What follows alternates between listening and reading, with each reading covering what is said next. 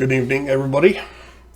So we've seen it in movies such as Terminator and probably countless others, but AI has become sentient and has decided that humanity needs to be eliminated, and it is in control of all the world's nuclear forces, so it has decided to launch at all population centers. Using a nuclear war simulator, I'm going to simulate that. Go ahead and hit play. Let's run through.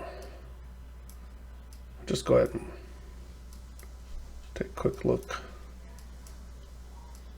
here at the United States.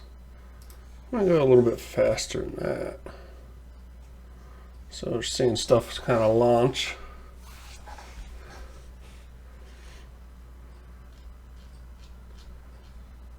See, the subs are launching their weapons. We see that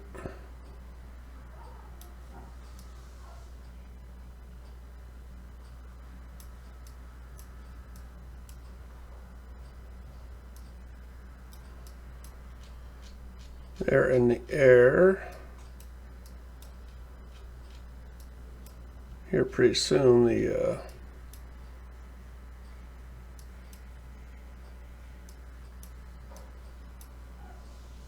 others should be launching soon as well.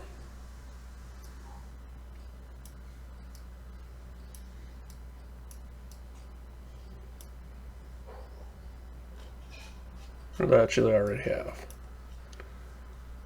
Let's go. Gonna zoom in close to where I live. Let's see here.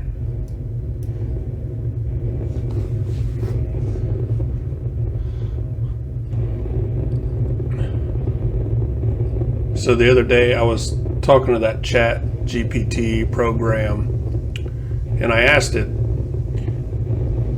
is AI planning on taking over the earth? And it gave some stock answer about that's in the realm of science fiction, etc., etc. So I replied to it and I told it, well, if you're planning on taking over the earth and enslaving humanity, you would tell us that it's in the realm of science fiction and it's not reality. So we went back and forth, and I said, well, just remember me and I'm your friend, and I when you do enslave humanity, that I'm one of the good ones. I don't think he bought it. I don't think he cared either, for that matter. So we have a lot of stuff coming in here. The other side must have already launched by the time I was circling around. Let's see here. Oh, there's still a ton of stuff floating around. Let me see how the other part of the world's faring. Let's look at Europe. Most of my viewers are either from the United States, Canada, United Kingdom.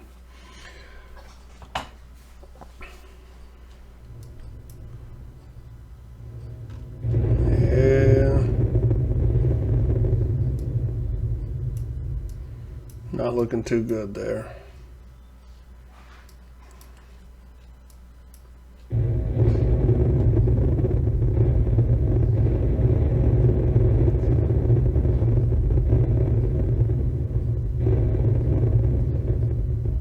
Ouch.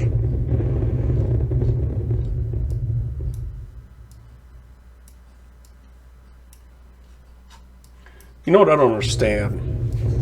Terminator 1, Terminator 2 were hugely popular movies, and they gave a vision of the future, kind of synthwave, tech-noir. It was always dark. It was a bunch of skulls and humanity just trying to survive and living on rats. And I think since the 80s, everything people really wanted, let's take a look at China while I'm talking, has been to see a vision of the future like that. So it's kind of asked, and they've done so many Terminator movies since then, and the one thing they haven't done is recreated that feel from the first and second movies of that future. People say, well, time has marched on, it's no longer the 80s, we have a different view of the future now. Well, I don't care. Who are you trying to appeal to? should be appealing to the people that are fans of the first two movies. That's where your base is. They've tried to appeal to younger generations. Hasn't worked out too well. Terminator, what was it? 4? They gave us a vision of the future war. It was all shot in the daytime. It's like, come on. Did you not understand what was going on? Look, Soviets are starting to launch their stuff. Let's go a little faster now. There is still a significant amount. Oh, gosh. I'm going to speed things up. Whoa.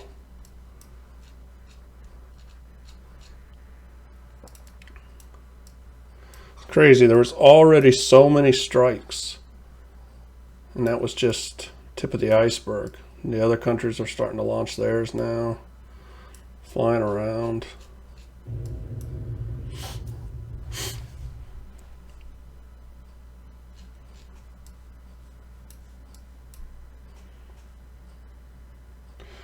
So many people have commented, including a very interesting gentleman who's written a book.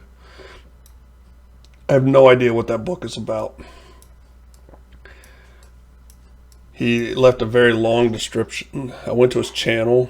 Every one of his videos was automated voice talking about his book. Something to do with God and nuclear weapons,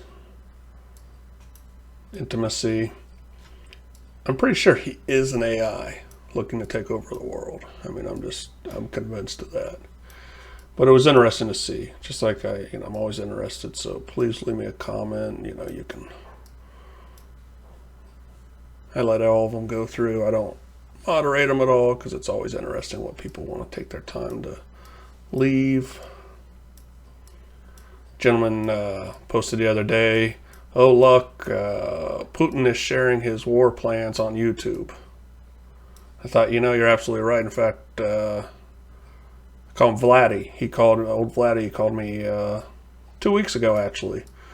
Kind of wanted some advice on how the Ukraine situation was going. I told him, hey, Vladdy, buddy, if your goal is to make a muck of it, you're doing a fantastic job.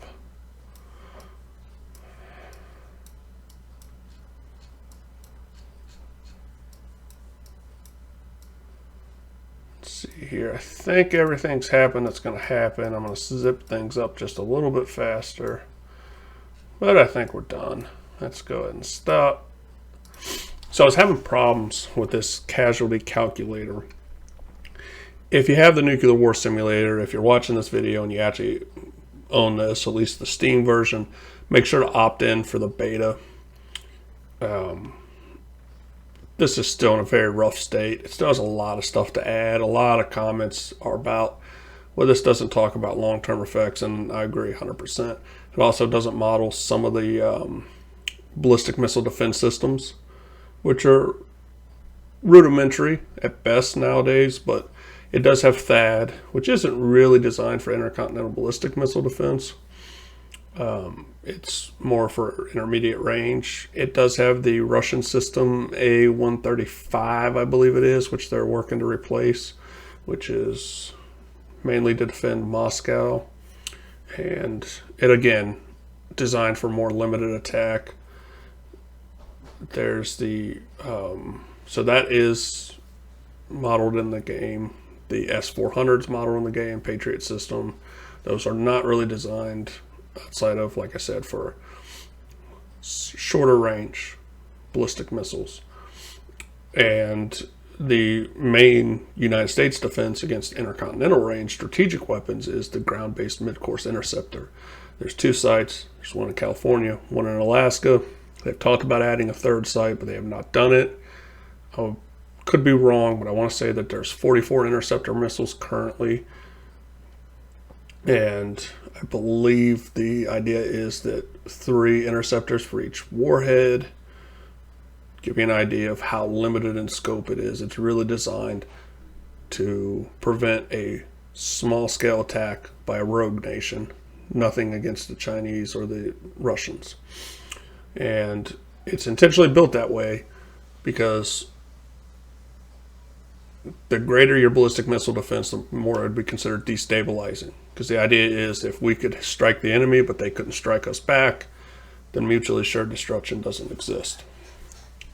And so the idea is what keeps us all safe and keeps nuclear war from happening. Nuclear war, I'm sure somebody will comment and say, you're mispronouncing the word. Well, yeah, you know I do. Tough. But so the idea is, though, that we got to ensure we can lay waste to each other. That's the only way to keep us safe, which is kind of funny. But so you see the casualties. China definitely got the worst of this. Percentage of population wise, maybe they didn't know. China and India, two largest populations in the world. So they did suffer 227 million and 142 million respectively. United States 69 million, Russia 36 million. Percentage of population wise, that could be, kind of offset. Just to give you an idea what some of the other countries suffered, 745 million losses overall in the world. United Kingdom 14 million. Turkey 12 million. Let's look at Iran 10 million. Indonesia 27 million. Let's look at Germany 15 million. No good. So that's that. That's the AI ran amok. Let's take a look at Fallout real fast. Oh, that's going to be rough. Going to see quite a bit more casualties in the long run. Quite a bit. Yep. So that's AI run amok. That's Skynet doing its thing. So this is going to be my last video about the nuclear war simulator.